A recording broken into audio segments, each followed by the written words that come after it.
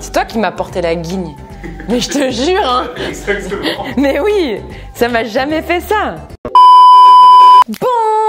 Bonjour mes gourmands, j'espère que vous allez bien. Moi ça va super, méga, giga bien. Je suis au taquet. Au taquet comme Jaja, hein, comme on dirait. Voilà, on est plutôt en forme, dis donc. Ouais. Avant de commencer cette vidéo, est-ce qu'on en parle? Ce magnifique néon, cette magnifique lumière, ce magnifique décor. Les présentations avec Monsieur Néon sont faites. Dites-moi ce que vous pensez de ce nouveau décor juste en dessous dans les commentaires. Si ça vous plaît, explosez dès maintenant le compteur des pouces bleus. Aujourd'hui, nous sommes mardi, on se retrouve en cuisine pour une vidéo recette d'ailleurs. Petite parenthèse. Vous êtes hyper nombreux sur les réseaux à me dire régulièrement « Ouais, les recettes, ça nous manque, t'en fais moins, t'en fais plus beaucoup. Où sont passées les recettes ?» Mais c'est pas possible. Pour comment? Où? Quoi?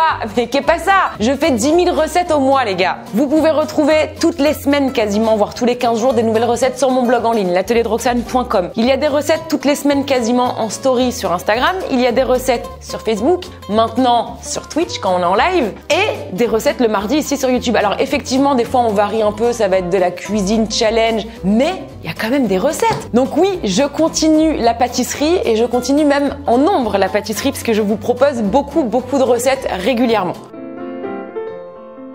Les choses sont mises au clair. On peut donc parler de la vidéo d'aujourd'hui qui concerne une recette. Voilà, on va pâtisser ensemble les gars. On va faire la meilleure recette de beignets au monde. C'est-à-dire que j'ai testé cette recette pendant le confinement. Je l'avais partagée sur Facebook d'ailleurs. Elle a cartonné. C'est la recette. En plus, on va la faire sans robot, à la main. Elle est hyper simple. Vous pouvez la faire seule, en famille, avec les enfants. C'est vraiment accessible et c'est de la bombe atomique. Vous allez voir, on va se péter le ventre. Let's go. Suivez-moi. C'est parti. Du coup, première étape de beignet. Pour commencer, dans une pâte de beignet, on met de la levure boulangère. Donc moi, j'utilise là la levure boulangère. La levure boulangère sèche, pas de levure chimique bien sûr, la levure boulangère. Donc du coup, on a du lait tiède. Attention, pas de lait chaud, du lait tiède. Et dans le lait tiède, on va venir verser notre levure boulangère sèche. Et on va tout simplement, voilà, remuer très légèrement pour faire intégrer toute la levure. Et on va laisser reposer ça pendant une dizaine de minutes. Vous allez voir, la levure va complètement se dissoudre. Je sais que nombreux et nombreuses sont celles et ceux qui redoutent la pâte à beignets parce qu'on se dit ouais c'est trop galère, j'ai pas le robot, j'ai pas le bidule, j'ai pas le machin. Vous allez voir à la main, c'est hyper simple. Du coup, dans votre bol, on va commencer par verser 2 œufs et un jaune d'œuf. À cela, on va ajouter de l'huile de tournesol, du sel, ensuite du sucre, le beurre fondu et on va venir également ajouter de l'arôme de vanille. Alors ça c'est optionnel, vous pouvez faire sans arôme ou vous pouvez également par exemple le remplacer par de l'arôme de fleur d'oranger, ça peut être très sympa d'ailleurs. Donc on va mettre une cuillère à café et on va venir déjà mélanger cela. Donc on y va. Jusque là, rien de compliqué. On récupère la farine et on va pas la verser d'un seul coup. Vous allez verser à peu près 3/4 de votre farine dans votre mélange.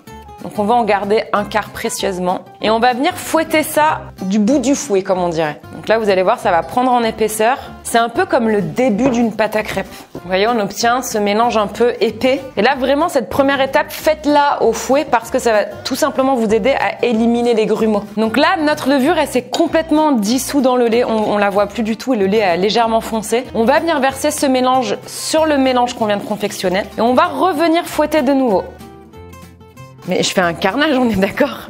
On travaille proprement. On a maintenant récupéré la maryse. On va venir juste récupérer tout ce qu'il y a au fond du bol pour être sûr vraiment de pas faire de gros grumeaux. Et c'est maintenant qu'on vient ajouter tout le reste de notre farine du coup d'un seul coup. Et on vient travailler à la maryse notre pâte. Et là on y va. En fait on va vraiment faire un peu comme une ganache. On va venir émulsionner le tout. Donc là vous allez vraiment devoir vous armer de patience parce qu'on va remplacer le pétrin du robot. Ce qui va dire que nous sommes en train de pétrir notre pâte à la main. Donc faites vraiment ce mouvement de rotation pendant au moins 5 à 8 minutes en vrai. C'est ce qui va venir fortifier votre pâte et donner cette consistance de pâte à brioche. Si vous voyez que vous galérez un peu trop au bout de 5 à 8 minutes, vous pouvez rajouter une bonne petite poignée de farine. Ça vous aidera dans le geste et dans l'obtention de la bonne consistance de pâte. Oh putain, j'ai pas assez de force moi. Mais fort, faut faire. Et genre, je fais pas assez fort. Bah non, faut faire vite. Allez, je reviens. T'as 5 minutes. T'es déjà fatigué. Allez, Pourquoi il approche le robot? Parce que j'ai dit qu'on apprenait à faire une pâte à la main. Si vous avez un robot, vous prenez le crochet, ça prend 5 minutes. En vrai, hein. C'est vrai. Ah non, elle est bien là. Commence à avoir quelque chose de plus élastique. Vous voyez, ça se décolle plus facilement des parois. Là, on a une pâte qui colle encore un peu légèrement, mais pour moi la consistance me va parce que je vais venir rajouter un peu de farine pour venir la pétrir là à la main sur le plan de travail. Donc là vous allez venir fariner quand même assez généreusement le plan de travail parce que vu qu'on est dans une brioche qu'on travaille à la main, là elle est encore pas mal collante. Je vais même en mettre un petit peu sur ma brioche ici et on vient la déposer du coup sur notre plan de travail. Comment tu fais quand la pâte, t'as essayé de la pétrir à la main mais elle était trop collante et t'en as partout sur les doigts, t'arrives pas à la décoller? Ouais, c'est pas censé là, tu vois, il faut la recouvrir de farine. Et en fait l'astuce c'est de te fariner les mains. Même si t'as fait ça. Eh ben écoute, je sais pas moi. Alors c'est vrai qu'il faut pas mettre trop de farine. C'est pour ça que là on va venir la travailler en ajoutant petit à petit la farine. On va encore la pétrir un peu.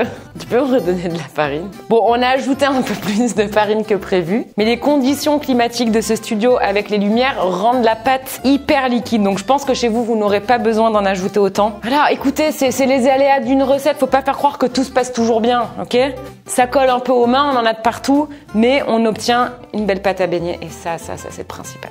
C'est toi qui m'as porté la guigne. Mais je te jure, hein. Exactement. Mais oui, ça m'a jamais fait ça. On va un tout petit peu fariner le fond de notre bol. On place notre pâte dans le bol. On va venir filmer le tout. Si vous n'avez pas de papier film, vous recouvrez votre brioche avec un torchon, ça fait aussi l'affaire. Donc si vous utilisez le papier film comme moi, on va venir faire quelques petits trous. On est bon et on laisse pousser ça pendant 1h30. Très important, on ne raccourcit pas la pousse. 1h30, pas plus, pas moins, à température ambiante. 1h30 plus tard, la pâte a poussé, on va venir en fait la dégazer sur le plan de travail. Donc du coup, on farine légèrement le plan de travail, parce que vu qu'on va la dégazer, ça va recoller un petit peu de nouveau. On récupère la pâte et on vient la dégazer. Donc la dégazer, ça veut dire se défouler comme il se doit. Je me suis dégueulassée. On vient vraiment chasser l'air qui a accumulé la pâte en poussant. Et on a quand même une très belle pâte à beignet. Ça, je tiens à le souligner. Ok? Donc, vous voyez, on n'a pas besoin de la travailler plus que ça. On garde la farine qu'on a mis sur le plan de travail et on étale la pâte. Donc là, on va l'étaler sur environ 1 cm d'épaisseur. C'est l'épaisseur parfaite qu'il nous faut pour nos petits beignets. Donc, si vous avez comme moi une pâte à brioche qui se rétracte très rapidement quand vous l'étalez, c'est que vous l'avez trop travaillé. Donc c'est ça vraiment la difficulté quand on fait une brioche à la main, c'est de réussir à la travailler mais pas trop pour pas avoir trop d'élasticité ensuite. Mais vous allez voir, c'est pas ce qui va nous empêcher d'avoir des bons beignets. Là on a 1 cm, non? Je suis nulle moi. Ouais mais d'accord. Ouais, pile. Oh c'est beau ça. Bon allez arrête, aïe. On a la bonne épaisseur de pâte. Pour découper vos donuts, si vous avez un emporte-pièce rond, c'est parfait. Sinon, petite astuce, la taille d'un verre d'eau classique, ça fait largement l'affaire. Donc, on vient de découper nos petits ronds directement dans la pâte. Je sais pas vous, mais moi, ça me donne déjà quand même très très faim. Et avec cette même recette, vous pouvez faire des donuts aussi d'ailleurs. Les chutes de pâte, bien sûr, on les gaspille pas. On va venir la retravailler toujours légèrement, la réétaler et redécouper des cercles à l'intérieur. Concernant nos cercles, alors j'ai découpé en avance des petits carrés de feuilles de papier cuisson et vous allez venir déposer vos cercles de pâte sur le papier cuisson. Pourquoi? Parce qu'en fait, la pâte, là, on va la laisser pousser, elle va regonfler et redevenir collante. Si vous la mettez directement sur une grande feuille, pour la plonger ensuite dans l'huile, il va falloir la décoller et votre beignet va se déformer. L'avantage du petit carré, vous allez voir, c'est qu'à la cuisson, on va complètement plonger le papier et le beignet et il ne se déformera pas. Ok, donc on dépose tout ça sur des plaques de papier cuisson. Donc là, avec la recette que je vous ai donnée, on peut facilement obtenir entre 8 à 10 beignets. Donc ce qui est quand même déjà pas mal du tout. Et cette fois-ci, on couvre tout ça de torchon. On va laisser pousser de nouveau pendant 1h30. Oui, clairement, quand on fait des beignets, c'est la partie la plus longue, c'est attendre que ça pousse. Mais vous allez voir, ça en vaut le coup. C'est vraiment une étape, je vous le redis, qu'il faut pas sauter. Donc on laisse pousser ça tranquillement et on se retrouve juste après pour la cuisson. Nos petits beignets ont bien poussé, regardez-moi, cette pousse absolument magnifique. Ils sont bien lisses, ils n'ont pas été déformés. Là, on a ce qu'on veut obtenir pour avoir les meilleurs beignets du monde. Du coup, j'ai versé de l'huile de tournesol dans une casserole. Alors moi, j'utilise une sonde pour vraiment avoir la température de mon huile. Je la fais aller entre 180 et 190 degrés parce qu'après, si on la pousse trop haut, nos beignets vont tout simplement cramer. Donc voilà, c'est une petite astuce que j'utilise dès que je fais beignets ou donuts. Et maintenant, vous allez comprendre l'intérêt de ce petit carré de papier cuisson. Alors là, j'insiste quand même, c'est vraiment une étape que les enfants ne doivent absolument pas faire tout court, ni accompagnés, ni seuls, jamais, parce que c'est vraiment, on est sur de l'huile bouillante qui ça peut être très dangereux. Donc vous allez poser votre carré de papier cuisson avec le beignet bien sûr sur une petite, comment on appelle ça, Johan? Spatule passoire. sur une spatule passoire, enfin ou sur une spatule plate, peu importe, voilà, juste de pouvoir pour pas avoir à mettre les doigts dans l'huile, voilà, vous m'avez compris. Donc on va le tremper directement dans l'huile avec le papier en prenant soin de pincer une extrémité du papier. Donc hop, on le trempe, l'huile chaude va directement faire décoller mon beignet sans le déformer, hop, et là à ce moment-là, je peux retirer mon papier cuisson. Donc là, il va falloir surveiller vos beignets de très près, dans le sens où dès qu'ils colorent, on va venir le retourner. Oh là là, c'est beau! C'est beau! Et à quoi on voit qu'on a un beau beignet, c'est qu'on va obtenir cette petite ligne blanche au milieu, vous allez voir. On va pas trop monter mon huile. Donc là, mon huile, elle est à 180. Pour moi, c'est la bonne température. C'est pas trop chaud, ça lui laisse le temps de cuire sans cramer et vous allez voir après on va avoir des beignets ultra méga moelleux. Je pense qu'on va pouvoir sortir notre beignet et admirer cette coloration. Avant de le plonger dans le sucre, vous allez venir l'essorer dans du papier absorbant parce que Dieu sait qu'il y a beaucoup d'huile. Donc vraiment vous le laissez comme ça 5 à 10 minutes, le temps de bien recracher l'huile et pendant ce temps-là on va en cuire d'autres. Après vous pouvez, si vous avez une grande casserole, les cuire 2 par 2 ou 3 par 3. Hein. Donc même après l'avoir absorbé, vous allez voir que quand même le beignet, c'est le but du beignet, il va rester un peu huileux et c'est ce qui va nous permettre là de pouvoir l'enrober de sucre. C'est clairement l'étape gourmande, c'est pas obligatoire, mais qui n'aime pas le beignet au sucre. Donc on vient tout simplement.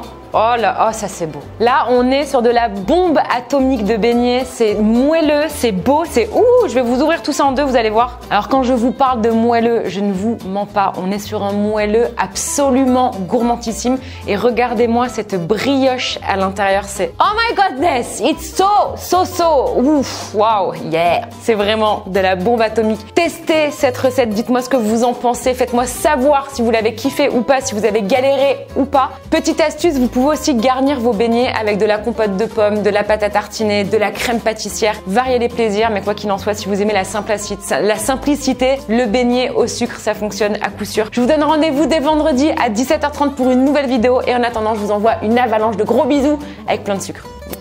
Ciao!